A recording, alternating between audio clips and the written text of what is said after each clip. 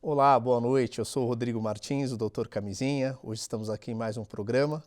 Hoje o programa vai ser um pouquinho diferente.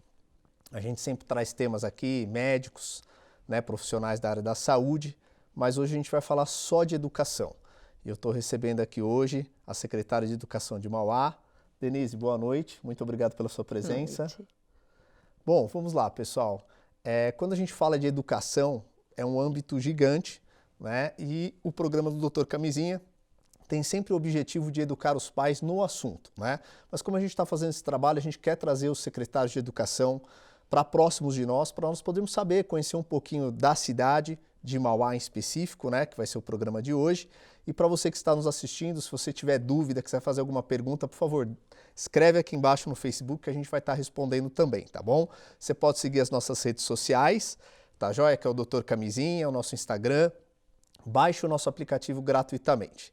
Bom, Denise, vamos lá. Eu gostaria que você falasse resumidamente para mim, né, a sua trajetória profissional como secretária na Prefeitura de Mauá. Explica para nós. Bom, em primeiro lugar, eu quero agradecer a você pela oportunidade de estar aqui na TV Mais falando. E, bom, vou tentar se sintetizar. Eu estou na Prefeitura há 37 anos. Eu entrei com 18, estou com 55. Sempre trabalhei na área de educação especial. Eu tenho um irmão surdo e uma cunhada, e tenho uma tia com paralisia cerebral. Sempre foi alguma coisa que me interessou e me impulsionou demais. Então, eu fui fazer pedagogia, depois eu resolvi fazer especialização em deficientes da audiocomunicação, crianças surdas, e aí eu fui fazer autismo e psicose infantil na USP, porque a rede nossa foi se abrindo de um jeito, quando chegou a inclusão, que nós não estávamos preparados para isso. E aí eu fiquei 34 anos num departamento que o prefeito da cidade na época era o Leonel Damo, e ele chamou uma equipe multidisciplinar para que a gente, dentro do Brasil, a gente conhecesse um local que tivesse escola e tratamento para os deficientes. Então essa é a minha trajetória. E há 2 anos atrás eu fui chamada para trabalhar, eu trabalhava no departamento fora, só com educação especial, havia 1.300 crianças especiais no município, sendo que 200 eram autistas. E eu vim para a Secretaria de Educação, trabalhar na divisão de educação especial. E atualmente, com a prefeita Laide, eu estou trabalhando como secretária. Legal, bacana. E qual que é o perfil da rede municipal da Prefeitura de Mauá? Bom, o perfil da rede municipal, assim, nós somos em 44 escolas, sendo que uma escola é de EJA, uma escola é de ensino médio, e as outras escolas são da creche, né? Educação infantil de 0 a 6 anos, Bacana. As 42. E quais são as metas que você tem traçadas para a tua gestão aí? Olha, a gente encontrou Mauá num momento muito difícil, em todos os termos que vocês possam imaginar, mas as metas nossa para essa, a gente vai estar reinaugurando 3 escolas, tá? A gente está saindo uma licitação amanhã para a reforma de mais 8, e a gente está trazendo a ecoterapia para Mauá, dentro da Cavalaria Militar. Por quê? Hoje nós pagamos um convênio com a ecoterapia Cidade dos Meninos para 80 crianças deficientes, mas lá nós podemos atingir 1.000 crianças dentro do município. Tá. E isso para a gente é meta, entendeu? Aumentar o número de crianças em vagas, a reforma das escolas e a ecoterapia.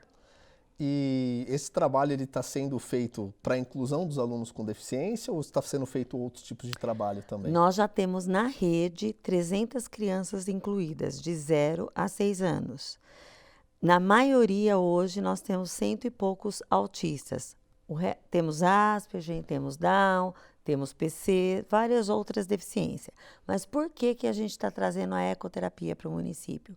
Porque a ecoterapia é um programa que, enquanto um físio, a criança fica 1 ano no consultório para ter o tônus muscular rígido, às vezes na ecoterapia, em 6 meses, essa criança já está com uma rigidez de tônus, essa criança já está deambulando, já não está mais andando em bloco, já está com uma marcha adquirida, um andar melhor. Então, a gente entende que é o momento. E essas crianças especiais que passam por esse tipo de tratamento, elas ficam o dia inteiro na escola, é só meio período? Nós temos crianças que são a tempo integral, 8 horas. Nós temos crianças que são meio período e a gente tem dois tipos de atendimento no AE. Sim, Nós temos o contraturno, que é para as crianças deficientes visuais, os cegos, e os DAs, deficiente auditivo. sim. Porque nós temos os Libras e temos a professora que é especialista, tá, em Soroban e Braille, a Sara, e temos dentro da secretaria um grupo de 100 adultos que perderam a visão. Nossa. E a gente tem a professora Rose, que ela é DV, ela é cega, está fazendo mestrado e doutorado, e ela trabalha com esse grupo que perdeu a visão por diabetes e por outras causas.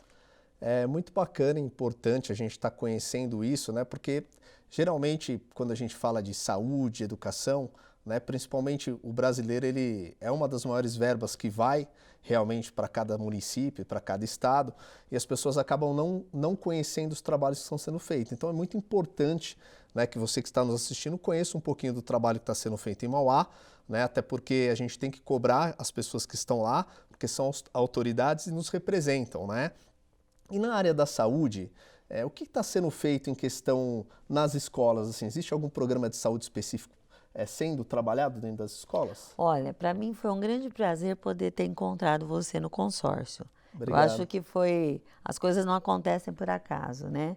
E nas escolas, atualmente, a gente tem uma escola Cora Coralina que tem vários projetos acontecendo.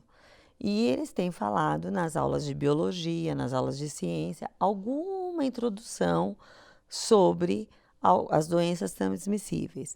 Mas a gente tem visto que em Mauá aumentou muito o número de doenças, principalmente nos adolescentes de 12 a 25 anos, tá?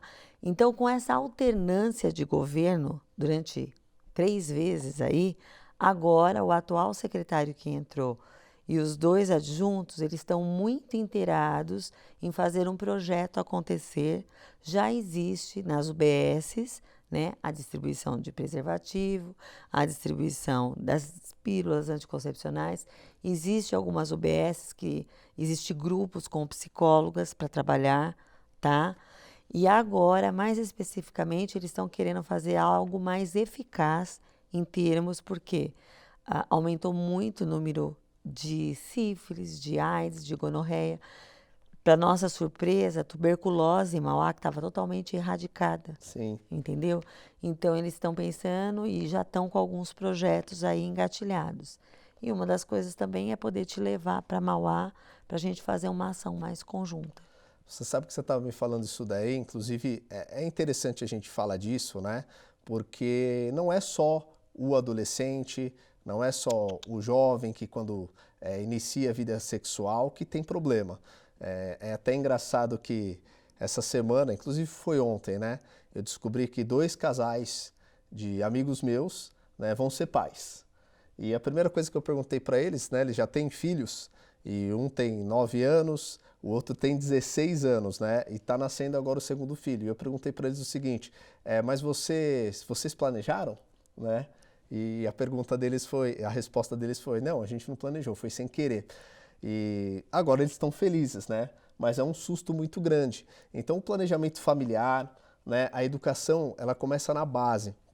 E é importante que as autoridades elas consigam enxergar isso para que a gente consiga fazer um trabalho, né, com conscientização, porque nada acontece do dia para a noite. A gente precisa primeiro educar, capacitar professores também, mas saber falar com esses alunos de uma maneira didática para que eles possam ter acesso. Eu sempre falo com os professores que a gente tem que ter uma linguagem diferenciada com esse público. Sim. Porque eu vejo em casa pelos meus filhos, eles têm gírias próprias deles e eu acho que para você ser acessível a eles, você tem que estar realmente na tribo, falando a linguagem deles. Porque o que é que acontece? Eles não falam para o pai e para a mãe, mas eles falam para um amigo da escola, eles falam para o professor que é muito mais íntimo deles, entendeu? Então, acho que o acesso à informação dentro da unidade escolar é grande, porque tem vários professores que são muito parceiros, principalmente dos adolescentes. Quem trabalha com adolescente tem uma linguagem especial. Mas, Denise, você entrou, a gente sai um pouquinho da área da educação como secretária e já que a gente tem tempo para falar disso, a gente entra um pouquinho na Denise mãe, né? Você tem uma filha, um filho. Sim. Esse assunto, sexualidade, é algo que você sempre falou para eles? Conta um pouquinho. Extremamente abordado em casa. Eu tenho uma filha de 21 anos que está fazendo medicina, tenho um filho de 15 anos que está no primeiro ano do médio e a gente sempre conversou abertamente sobre isso. A Gabriela teve um namoro e nós somos evangélicos e a gente tem uma outra maneira. A gente está vindo na contramão do mundo. Sim. Essa é a grande realidade, né? Então, a gente conversa muito abertamente sobre tudo com eles em casa. E, na verdade, eu acho que por minha causa, eles acabaram sendo bem seletivos. Não só para namoro, mas para amizade.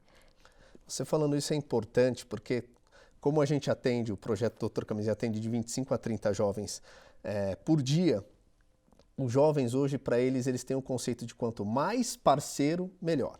Só que o que eu tenho observado é que eles vão lá, fazem sexo oral. Ah, eu fiz sexo oral numa pessoa e só foi 15 segundos. Eu peguei alguma doença? Essa é a pergunta deles. Então, eles estão trocando um momento de intimidade por segundos de prazer e correndo o risco de uma infecção, de uma gravidez indesejada. Então, é muito importante essa conscientização. Eles não têm noção. Eles não têm noção do que eles estão fazendo porque os pais não conversam sobre isso em casa. Ainda hoje, no ano 2019, os pais têm tabu para falar sobre isso com os filhos. Eu percebo isso nitidamente na igreja, porque a gente tem um grande número de jovens. Eles vêm falar com o meu marido, que é o pastor, que não é o pastor da mocidade. Hoje, graças a Deus, a gente tem 2 pessoas excelentes na igreja, mas estão indo embora para o campo missionário, para a Itália. Então, nós temos, assim, quem vai trabalhar com os adolescentes da igreja? É um assunto muito completo, né? E complexo, porque quando a gente coloca a religião no meio, tanto independente da igreja católica, cristã, o espiritismo, seja qual for, as pessoas elas querem às vezes tapar o sol com peneira. E esse é um assunto que a gente tem que falar em todos os lugares, né? Então a gente vai parar um pouquinho aqui, dar uma pausinha, tá bom? E nós voltamos em breve.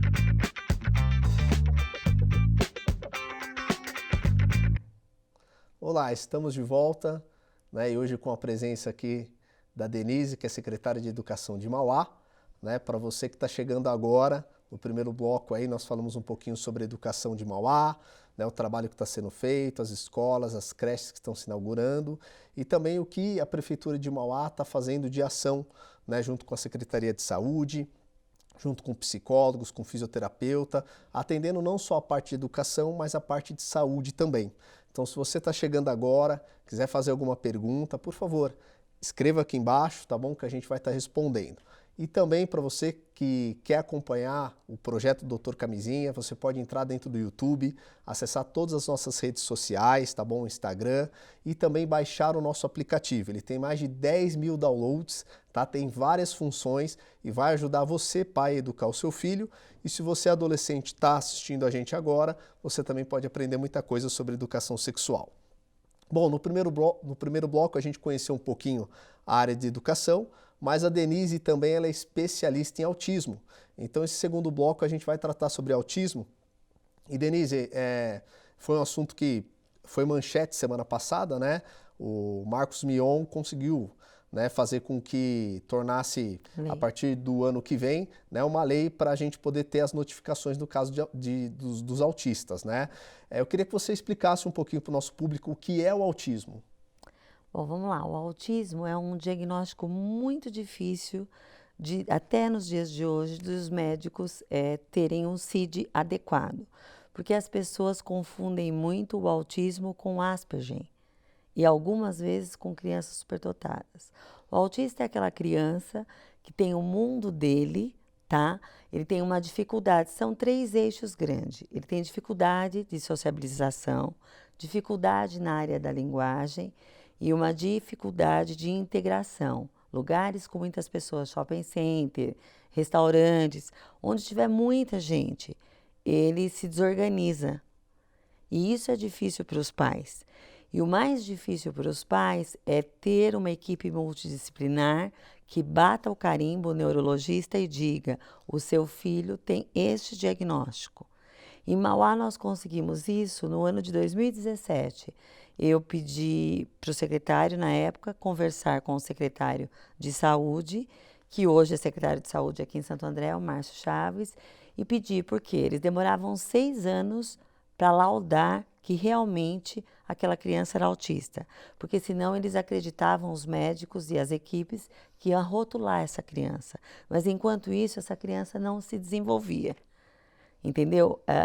Se ela está em casa e ela fica só no quarto, naquela estereotipia dela, o que é estereotipia? Aqueles movimentos involuntários, eles levam muito a mão na boca, eles mordem muito a mão, eles se autoflagelam. Tem vários tipos de autista. Tem o autismo de bom rendimento, por exemplo, o filho do Marcos Mion é um autista que foi tão estimulado, que tem uma linguagem maravilhosa e pôde ter médicos e TOs, físio e fonos para que chegasse onde chegou, pais que estimulassem. Em Mauá, por exemplo, a gente tem uma população muito grande de autismo e os pais têm baixa renda, têm dificuldade de entender, têm resistência. Quando você dá a notícia, eles ficam no momento luto. O que é o momento luto? Eles paralisam. Se ele é autista, ou se ele é surdo, ou se ele é cego, então eu não vou fazer mais nada por ele. Tá. Você está falando isso daí, depois se você puder explicar um pouquinho mais os tipos de autismo, né? Mas a gente falou do Marcos Mion, que tem uma boa condição financeira, né? E consegue dar uma qualidade de vida boa para o filho dele, né? Mas também, como você falou da população de Mauá, que às vezes tem baixa renda, né? A dificuldade desse pai e dessa mãe para perceber o comportamento do filho. Que dicas você pode dar para os pais para que eles observem o comportamento dos filhos, né? Porque tem gente que está assistindo em casa, às vezes a criança tem 1 ano, 2 anos e já pode ter algum comportamento que leva a um possível diagnóstico. Então, dá essas dicas para os pais que estão nos assistindo. Olha, em Mauá a gente está num momento muito feliz. A educação especial em Mauá tem 37 anos, o tempo que eu tenho de feitura. Sim. Então, a gente tem 38 professores de AE. E esses professores e toda a rede é capacitada, a gente tem uma divisão de educação especial dentro da secretaria.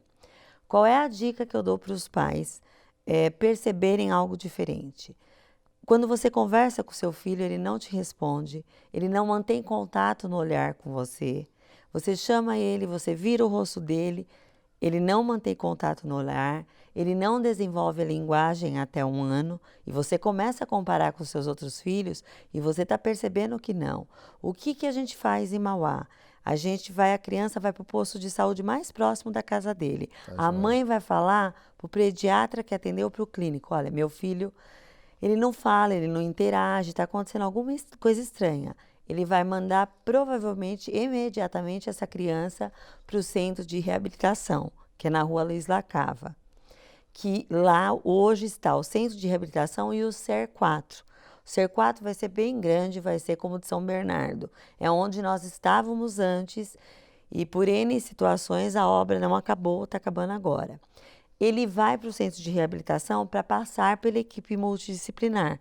Lá tem uma neurologista, tem um psiquiatra, físio, fono, TO, psico e assistente social.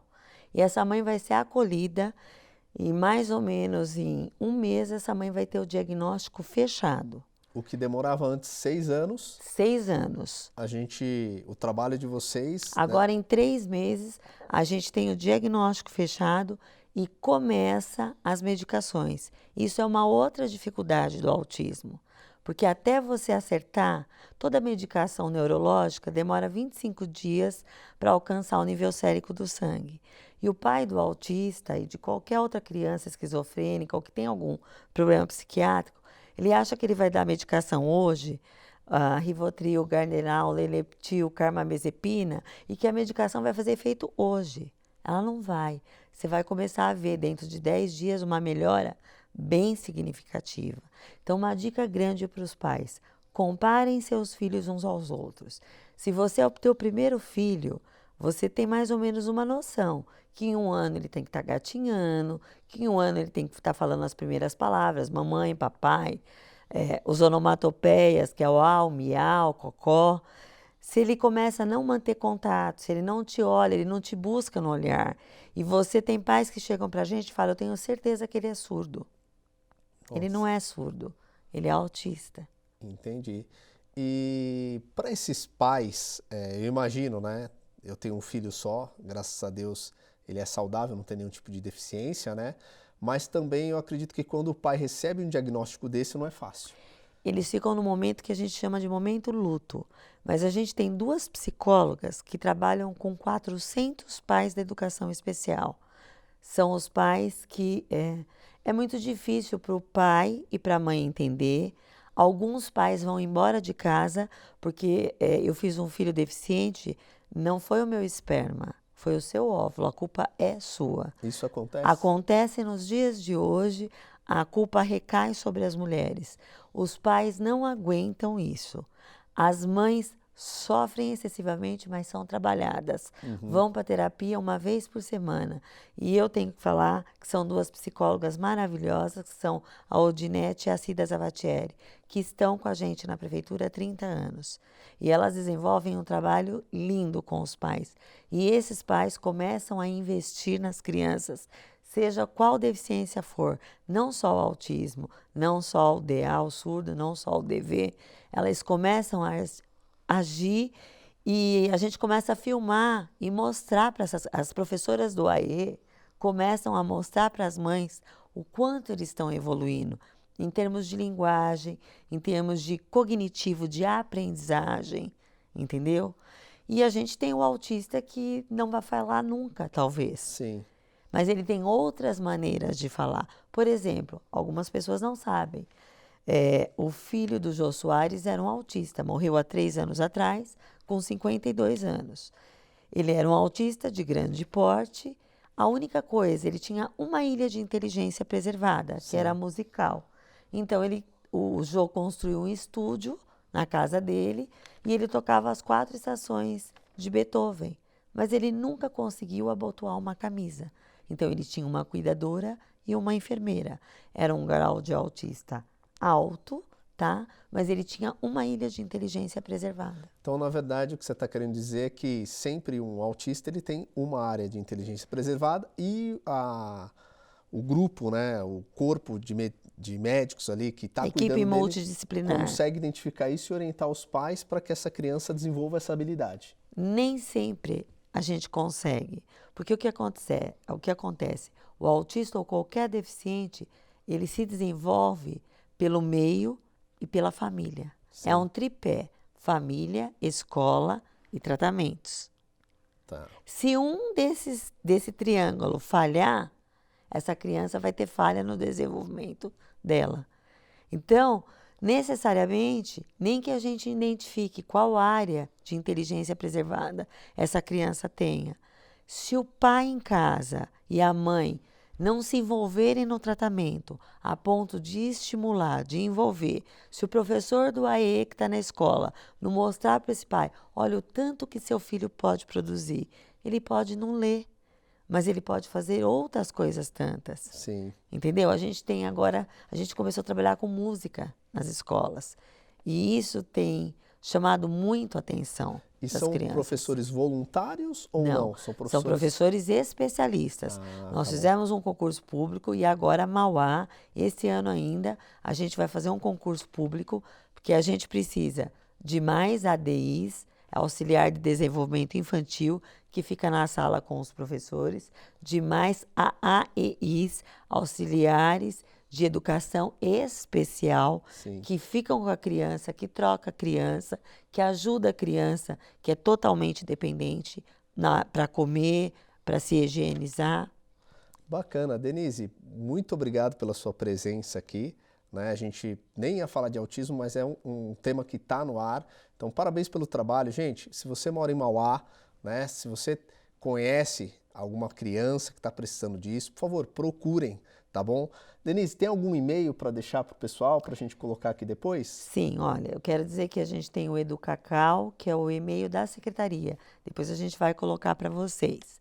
E a gente tem a divisão de educação especial, que é dentro da secretaria, no 8º andar, a diretora é a Daniela, tá? E em todas as escolas, em todos os polos, nós temos 15 polos, mas todas as escolas, 44, nós temos crianças com deficiência.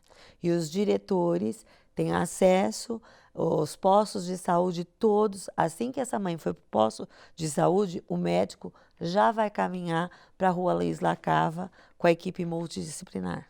Tá, joia. Denise, mais uma vez, muito obrigado. Boa noite, obrigado pela sua audiência e até a próxima segunda-feira. Um abraço. Muito obrigada.